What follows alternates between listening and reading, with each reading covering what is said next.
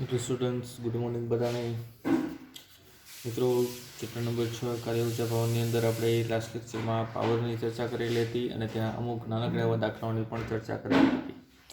આજે જ પાવરના દાખલાઓની બાકીની ચર્ચા પણ આપણે કમ્પ્લીટ કરીશું. એમાં આપણે સૌપ્રથમ જોઈએ સ્વાધ્યાય 6.15 નંબરનો દાખલો. એક બિલ્ડિંગના ગ્રાઉન્ડ ફ્લોર ઉપર એટલે કે સૌથી નીચેના માળે ગ્રાઉન્ડ ફ્લોર પર રહેલ પંપ એટલે કે મોટર, પાણી ચડાવવાની મોટર હોય છે. આપણે અગાસી ઉપર અથવા તો ઉપરના માળે પાણી ચડાવે છે. પંપ 30 મીટર ક્યુબ કદની ટાંકીને 15 મિનિટમાં ભરી લે છે. કેટલું કદ છે ટાંકીનું કદ? ટાંકીનું કદ કેપિટલ વી કેટલું છે? 30 મીટર ક્યુબ. અને એ ટાંકીને ભરતા લાગતો સમય કેટલો છે? 15 મિનિટ. પણ 60 વડે ગુણી નાખો એટલે શેમાં કન્વર્ટ થઈ જશે? સેકન્ડમાં કન્વર્ટ થઈ જશે. 15 ગુણ્યા 60 સેકન્ડ. જો ટાંકી ગ્રાઉન્ડથી 40 મીટર ઊંચાઈ હોય, એટલે ઊંચાઈ કેટલી છે? 40 મીટર ઊંચાઈ હોય અને પંપની કાર્યક્ષમતાને આપણે મિત્રો ઈટા વડે દર્શાવી છીએ. અને સંજ્ઞાને ઈટા કહેવાય છે. તમારે પાર્ટ 2માં ભણવામાં આવશે. ઈટા એટલે કે 30%. કાર્યક્ષમતા કેટલી છે? 30%. તો પંપ દ્વારા કેટલો વિદ્યુત પાવરનો ઉપયોગ થયો હશે? તો પંપ દ્વારા કેટલો વિદ્યુત પાવર વપરાણો હશે એ આપણે શોધવાનો છે. ક્લિયર? ચલો એના માટે સૌપ્રથમ ચર્ચા કરીએ. કાર્યક્ષમતા એટલે શું? કાર્યક્ષમતા એટલે મિત્રો કેટલું તમે ઇનપુટ કરો છો અને એમાંથી કેટલું તમને આઉટપુટ મળે છે એનો જે રેશિયો જે છે આઉટપુટ અપોન ઇનપુટ એને કહેવાય છે કાર્યક્ષમતા. એટલે 30% કાર્યક્ષમતા છે. ક્લિયર? એના માટે આપણે લાસ્ટ ટાઈમ પાવરની ચર્ચા કરી ત્યારે જ વાત કરેલી હતી. બે ઉદાહરણ દ્વારા 60% અમુકની કાર્યક્ષમતા છે, અમુકની 80% છે. તો એમાં કેટલો ટાઈમ લાગે? તો સમયને અનુરૂપ તેની કાર્યક્ષમતા ડિસાઇડ કરવામાં આવે છે, કાર્ય કરવાની ક્ષમતાને. તો અહીંયા પહેલાં તો એ શોધીએ મિત્રો આપણને આઉટપુટ પાવર મળે છે કેટલો. એને જે ડેટા આપેલી છે એના ઉપર આપણને પાવર કેટલો મળે છે એ જોઈએ. પછી આપણે કેટલો ઇનપુટ કરીએ છીએ આપણે શોધવાનો છે. કેટલા વિદ્યુત પાવરનો ઉપયોગ આપણે કરીએ છીએ. પહેલાં શોધીએ આઉટપુટ પાવર. તો આઉટપુટ પાવર શોધવા માટે સાદીને સિમ્પલ વ્યાખ્યા આપણી પાસે પાવર બરાબર કાર્યના છેદમાં સમય. અથવા તમે આવું પણ લખી શકો ને, ઉર્જાના છેદમાં સમય. ક્લિયર? ચલો, ઉર્જા એટલે કઈ ઉર્જા? તો મિત્રો અહીંયા પાણી જે છે ગ્રાઉન્ડ ફ્લોર ઉપરથી અમુક ઊંચાઈ જાય છે. ગ્રાઉન્ડ ફ્લોર ઉપરથી ક્યાં જાય છે? અમુક ઊંચાઈ. તો ઊંચાઈ જે કંઈ પણ ઉર્જા જોવા મળે છે ઊંચાઈને અનુરૂપ જમીનની સપાટીથી અમુક ઊંચાઈ, એ ઉર્જાને આપણે ગુરુત્વીય સ્થિતિ ઉર્જા કહીએ છીએ. તો એના માટે આપણે એનું સમીકરણ વાપરીશું. તો ઉર્જા એટલે આપણે લખીશું mgh છેદમાં સમય એટલે કે t. ક્લિયર? ચલો, જી અને એચ એ તમને ખબર છે. એમ આપેલું નથી, દળ ક્યાંય આપેલું નથી. તો પહેલાં આપણે દળ શોધવું પડશે. તો એના માટે આપણે ઘનતાનો ઉપયોગ કરીશું. ઘનતા બરાબર દળના છેદમાં કદ. તો દળ બરાબર શું થશે મિત્રો? ઘનતા ગુણ્યા કદ. ક્લિયર? પાણી છે, પાણી ઉપર જાય છે તો પાણીની ઘનતા આપણને ખબર છે 1000 મીટર ક્યુબ કેજી પ્રતિ મીટર ક્યુબ. અને કદ તમને આપેલું છે 30 મીટર ક્યુબ. 1000 ગુણ્યા 30 આવું થશે 3 ગુણ્યા 10⁴ કેજી. આ મળી ગયું દળ. ક્લિયર? ચલો, તો એ દળની કિંમત અહીં મૂકી દઈએ. દળ છે મિત્રો 3 ગુણ્યા 10⁴. જી છે 9.8 અને ઊંચાઈ તમને આપેલી છે 40. સમય છે 15 ગુણ્યા 60.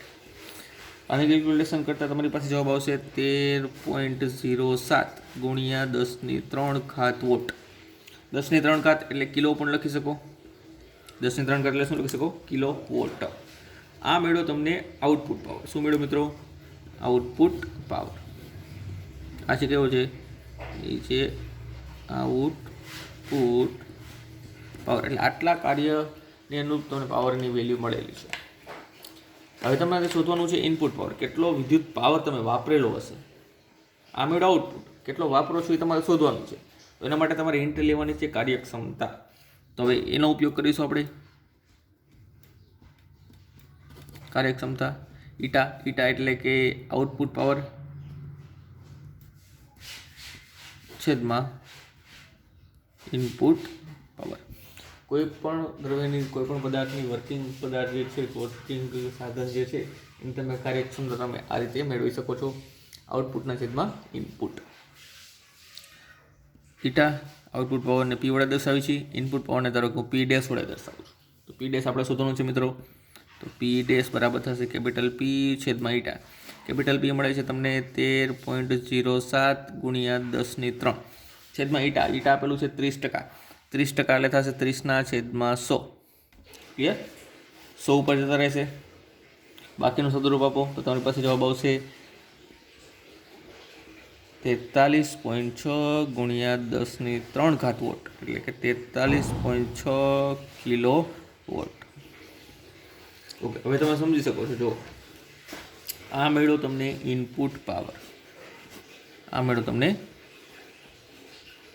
Input power. Input power 43.6 kilo watt છે, એટલે આઉટપુટ કેટલું નીકળે છે 13.07. બાકીનો પાવર જે છે એ ઉષ્મા ઉર્જા રૂપે અથવા તો બીજા ઘર્ષણ રૂપે શું થાય છે, વ્યય પામે છે. ક્લિયર? એટલે એટલા માટે તમને કાર્યક્ષમતા અહીંયા આપેલી છે. ચલો આવા જ પાવરના બીજા દાખલા પણ જોઈએ આપણે. સ્વાધ્યાય 6.23.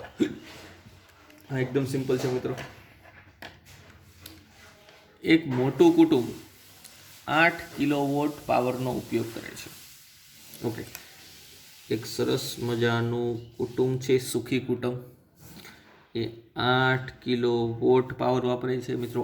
8 કિલોવોટ એટલે આપણે લખ્યું 8 ગુણ્યા 10^3 વોટ.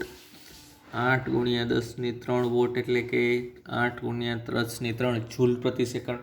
તો આનો મતલબ તો થયો ને મિત્રો, 1 સેકન્ડમાં એ કેટલી ઉર્જાનો ઉપયોગ કરે છે, તો કે 8 ગુણ્યા 10^3 જૂલ. તો એ લખીએ કે આપણે 1 સેકન્ડમાં વપરાતી ઉર્જા એ કેટલી છે, 8000 જૂલ જેટલી છે. 8 ગુણ્યા 10^3 કેટલી થાય, 8000 જૂલ જેટલી છે. ક્લિયર? ઓકે, ત્યારબાદ આગળ વાત કરીએ. તો ક્વેશ્ચન નંબર 1, સમશીતોષ્ણ સપાટી પર સૂર્ય ઉર્જા સીધી જ 1 ચોરસ મીટર દીઠ 200 વોટ જેટલા સરેરાશ દરથી આપાત થાય છે. સૌર ઉર્જાનો ઉપયોગ કરે છે અને એ 1 ચોરસ મીટર દીઠ એટલે કે 1 મીટર સ્ક્વેર દીઠ કેટલી, 200 વોટ જેટલા સરેરાશ દરથી એટલે કે 200 જૂલ પ્રતિ સેકન્ડથી આપાત થાય છે. ક્લિયર? જો આની 20% જ ઉર્જાનો ઉપયોગ વિદ્યુત ઉર્જામાં રૂપાંતરણ થઈ શકતું હોય, એ લોકો જે વિદ્યુત ઉર્જા વાપરે છે એ આપાત થતી 1 મીટર સ્ક્વેર દીઠ 200 જૂલ આપાત થાય છે, પરંતુ એમાંથી ઉપયોગ કેટલી થાય છે, 20%. એટલે આના 20%, આના 20% એટલે થશે 200 ગુણ્યા 20/100. તો 1 મિનિટ કેન્સલ, તો આ થશે 40 જૂલ. 1 સેકન્ડમાં 40 જૂલ જ ઉત્પન્ન થાય છે. 1 મીટર સ્ક્વેર દીઠ 1 સેકન્ડમાં કેટલી ઉત્પન્ન થાય છે, 40 જૂલ જ ઉત્પન્ન થાય છે. તો આપણે છે કેટલી, 8000 જૂલ. સમજો મિત્રો, જે સોલર પ્લેટ રાખેલી છે એ સોલર પ્લેટનું ક્ષેત્રફળ જો 1 મીટર સ્ક્વેર હોય તો એટલા ક્ષેત્રફળથી 40 જૂલ પ્રતિ સેકન્ડ એટલે કે 40 જૂલ 1 સેકન્ડમાં ઉત્પન્ન થાય છે. અને એ લોકોનો વપરાશ કેટલો છે 1 સેકન્ડમાં, 8000 જૂલ જેટલો છે. તો ઓબ્વિયસલી ક્ષેત્રફળ જે છે એ કંઈક વધારે રાખવું જોઈએ. તો કેટલું ક્ષેત્રફળ રાખવું જોઈએ તમને પૂછેલું છે, જોઈએ તો 8 કિલોવોટ મેળવવા માટે કેટલું મોટું ક્ષેત્રફળ જોઈએ. તો એ જ ક્વેશ્ચન સમજો મિત્રો. જો 40 જૂલ ઉર્જા મેળવ્યું 1 સેકન્ડમાં તો 1 મીટર સ્ક્વેર જોઈએ છે. તો 8 ગુણ્યા 10^3 એટલે કે 8000 જૂલ 1 સેકન્ડમાં ઉર્જા જોતી હોય તો આપણે કેટલું ક્ષેત્રફળ નાગરિક મૂકવાની છે, તો 40 જૂલ પ્રતિ સેકન્ડને અનુરૂપ 1 મીટર સ્ક્વેર જેટલું ક્ષેત્રફળ જરૂરી છે. તો 8000 જૂલ પ્રતિ સેકન્ડને અનુરૂપ કેટલું ક્ષેત્રફળ જરૂરી છે, ધારો કે એને હું એ કહી દઉં તો એ બરાબર થશે 8000/40 એટલે જવાબ આવશે તમારી પાસે 200 મીટર સ્ક્વેર. કેટલું ક્ષેત્રફળ જરૂરી છે, 200 મીટર સ્ક્વેર જેટલું ક્ષેત્રફળ જરૂરી છે. આ થયો ક્વેશ્ચન નંબર A. ત્યારબાદ ક્વેશ્ચન નંબર B પણ છે નાનકડો. આ ક્ષેત્રફળને સામાન્ય રીતે જોવા મળતા ઘરના છાપરાના ક્ષેત્રફળ સાથે સરખાવો. ધારો કે મિત્રો ઘરનું છાપરું જે છે એ ચોરસ છે. આપણે એવું વિચારીએ કેવું છે?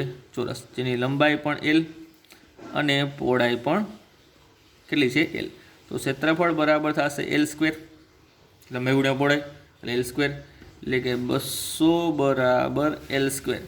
તો એલ બરાબર કેટલું થશે મિત્રો? એલ બરાબર થશે લગભગ 14 મીટર. કેટલું થશે? લગભગ 14. વર્ગમૂળ કાઢશો એટલે તમારી પાસે જવાબ આવશે 200 નું વર્ગમૂળ લગભગ 14 આવશે. ક્લિયર? તો લંબાઈ ગુણ્યા પહોળાઈ ક્લિયર કેટલી રાખવાની? 14/14 જેટલી રાખવાની. તો છાપરાનું ક્ષેત્રફળ લગભગ 14 મીટર બાય 14 મીટર હોવું જોઈએ. ઘરના છાપરાનું ક્ષેત્રફળ કેટલું હોવું જોઈએ? લગભગ 14 મીટર બાય 14 મીટર જેટલું હોવું જોઈએ. ક્લિયર? ચલો ત્યારબાદ જોઈએ આપણે સ્વાધ્યાયના એક વધારાના દાખલાની ચર્ચા. સ્વાધ્યાય 6.21.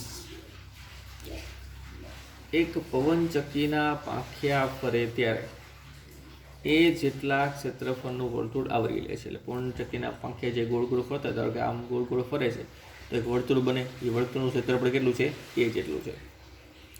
તો ક્વેશ્ચન નંબર 1, જો પવન v વેગથી આ વર્તુળને લંબ રૂપે વહેતો હોય, હવે ધારો કે આ પાંખિયું છે, એને પવન આ રીતે આમ લંબ રૂપે વહેતો હોય, આ પાંખિયું ફરે છે, ગોળ ગોળ વર્તુળ જે બને છે, વર્તુળને લંબ રૂપે પવન શું થાય છે?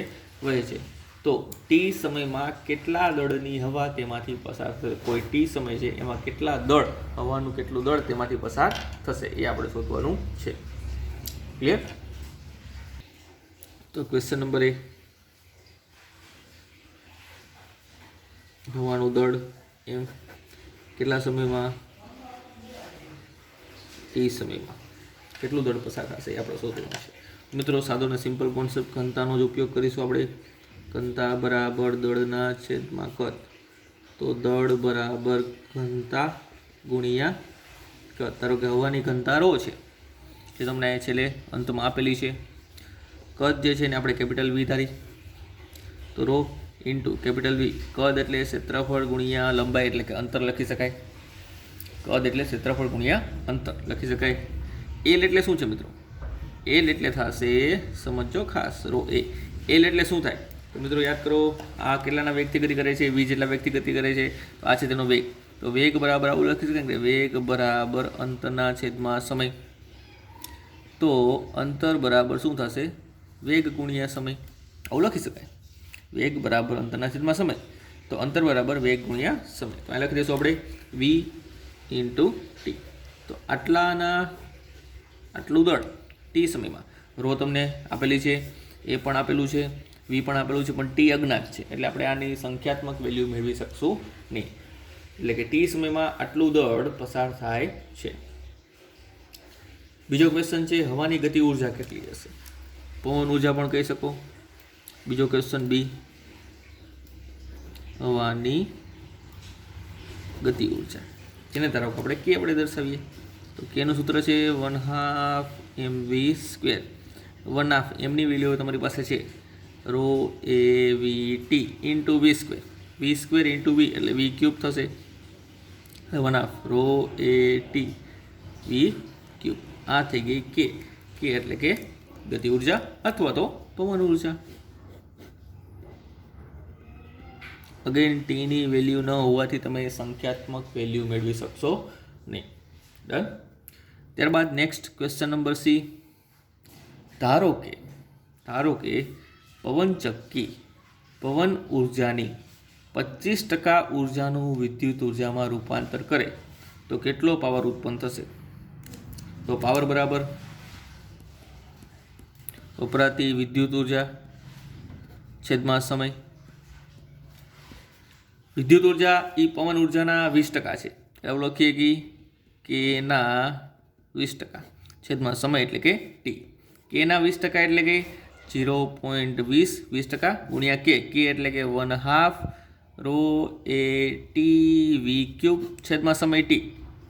આ કે એના 20% એટલે 0.20. પવન ઉર્જાના 20% છે. ટી કેન્સલ થશે મિત્રો. હવે તમારી પાસે બધી કિંમતો છે. આ થશે 0.10 ભાગ્યા 2 કરશો એટલે 0.10 થશે. રોની કિંમત છે મિત્રો 1.2, ક્ષેત્રફળની કિંમત છે 30 અને વેગનો ઘન એટલે કે 36 કિલોમીટર પ્રતિ અવર છે એને મીટર પ્રતિ સેકન્ડમાં ફેરવશું એટલે 10 આવશે, 10નો ઘન. એટલે તમારી પાસે પાવરની વેલ્યુ આવશે લગભગ 4.5 કિલોવોટ. કેટલી આવશે? સોરી 20 નથી, 25% છે કા સોરી અહીં સુધારી નાખશું, 25% છે. 25%નું રૂપાંતર કરે છે એટલે 0.25 એટલે અહીં આવશે 0.125. ક્લિયર? ચલો હવે સાદરીકરણ કરશું તો તમારી પાસે જવાબ આવશે 4500 વોટ એટલે કે 4.5 કિલોવોટ. આટલો વિદ્યુત પાવર વપરાશે, ઉત્પન્ન થશે પવનચક્કી દ્વારા ટી સમયમાં. આટલો પાવર શું થશે? ઉત્પન્ન થશે. તો આ હતા બાકીના પાવરના 3 દાખલા. ત્યારબાદ હવે ચેપ્ટરના અંતમાં સંઘાત એટલે કે લાસ્ટ થિયરી છે એની ચર્ચા આપણે કાલથી શરૂઆત કરીશું.